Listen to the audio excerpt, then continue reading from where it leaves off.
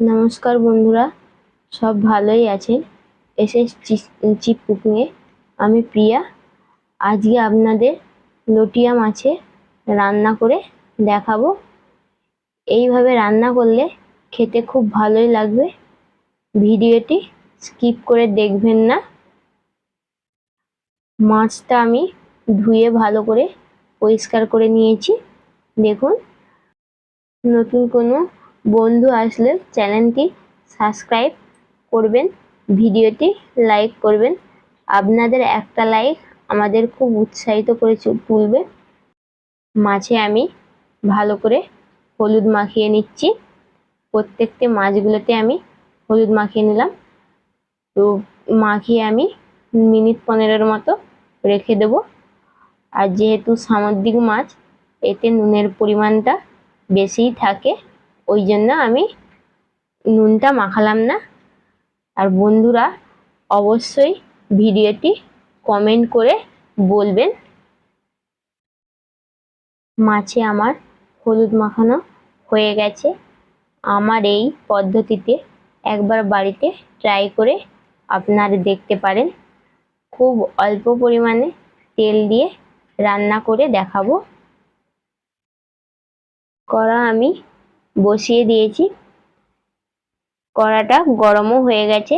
100 পরিমাণের মতো আমি তেল দিয়ে দিচ্ছি। রিফাইন তেল এখানে আমি ইউজ করছি। তেল গরম হয়ে গেছে। আলুগুলো আমি ভেজে নেব। একটা মিডিয়াম সাইজের আলু আমি ছোট্ট সরু সরু করে কেটে নিয়েছিলাম। তাতে আমি নুন হলুদ দিয়ে ভালো করে ভেজে নেব। আলুগুলোকে একটু আমি লাল লাল করে ভেজে নিচ্ছি। আলু আমার ভাজা হয়ে গেছে। আলুগুলোকে আমি একটা জায়গায় তুলে নিচ্ছি। নিয়ে আমি দুটো কাঁচা লঙ্কা আর একটু 5 ফোড়ন দিয়ে দিলাম। দিয়ে ওই তেলেতেই আমি ভালো করে 5 ফোড়নটাকে ভেজে নেব। ফোড়নটা আমার ভাজা হয়ে গেছে। একটা মিডিয়াম সাইজের পেঁয়াজ আমি কেটে নিয়েছি। পেঁয়াজটাকে ভালো করে আমি ভেজে নেব। পেঁয়াজটা আমার ভাজা হয়ে গেছে। এবার 1 টেবিল চামচ আমি রসুন পেস্ট দিয়ে ভালো করে এই রসুন পেস্টটা ভেজে নেব। রসুন ভাজা হয়ে গেছে। আমি দিয়ে দেবো 1 টেবিল চামচ আদা পেস্ট। আদা ভাজা হয়ে গেছে। আমি একটা মিডিয়াম সাইজে টমেটো কেটে নিয়েছি। সেই টমেটো মারে আমি ভালো করে ভেজে নেব। টমেটো ভাজা হয়ে গেছে। এবার আমি সামান্য পরিমাণে জল দিয়ে মশলাটা রেডি করে নেব। দিয়ে দিচ্ছি 2-3 চামচের মতো লঙ্কার গুঁড়ো। আপনারা যেমন ঝাল খাবেন সেই রকম লঙ্কার গুঁড়ো দেবেন। আর দিয়ে দিচ্ছি আমি 2 চামচ হলুদ গুঁড়ো।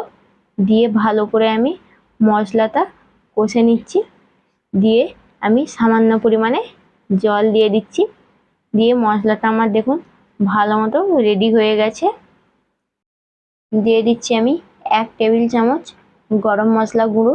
দিয়ে আমি ভালো করে নেড়ে চেড়ে নেব। মশলাটা আমার ফুটে গেছে। আমি যে আলুগুলো ভেজে রেখেছিলাম সেই আলুগুলো ওই মশলার সঙ্গে দিয়ে দেব।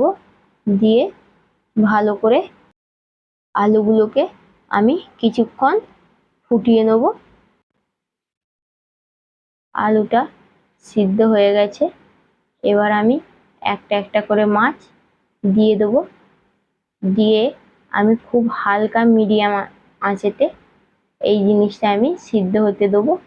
আর আস্তে আস্তে আপনারা নাড়াচাড়া করবেন, কারণ এই মাছগুলো যে কোনো মুহূর্তে ভেঙে যেতে পারে। দেখুন, আমি মাছগুলোকে খুব আস্তে আস্তে নাড়াচাড়া করছি। আপনারা এই মাছ গরম ভাতের সঙ্গে খেতে পারেন। খুব সুস্বাদু মাছ। মাছটা কিছুটা পরিমাণ সিদ্ধ হয়ে গেছে। তারপরে আমি ভালো করে আস্তে আস্তে নাড়াচাড়া করে নেব। দেখুন আমি মাছগুলোকে আস্তে আস্তে উল্টাচ্ছি, কিন্তু মাছগুলো ছেড়ে যাচ্ছে।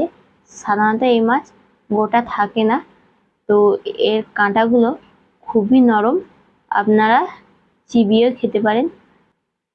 এখানে আমি খুব অল্প পরিমাণে নুন দিয়েছি, আর স্বাদ মতো আমি চিনি দিয়ে দেব। দিয়ে আমি ভালো করে নেড়ে নেব। জুসটা কমেই এসেছে, এতে আমি দিয়ে দেব জিরে গুঁড়ো।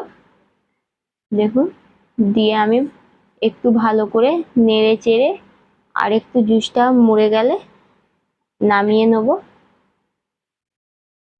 জুসটা মরে গেছে, আলুগুলোও সিদ্ধ হয়ে গেছে। এবার আমি নামিয়ে নেব। রেডি হয়ে গেছে লটিয়া মাছ আলু দিয়ে তরকারি। ভিডিওটি লাইক ও চ্যানেলটি সাবস্ক্রাইব করবেন। আর বন্ধুরা, তোমরা অবশ্যই অবশ্যই কমেন্টে জানাবে যে ভিডিওটা কেমন লাগলো। নমস্কার।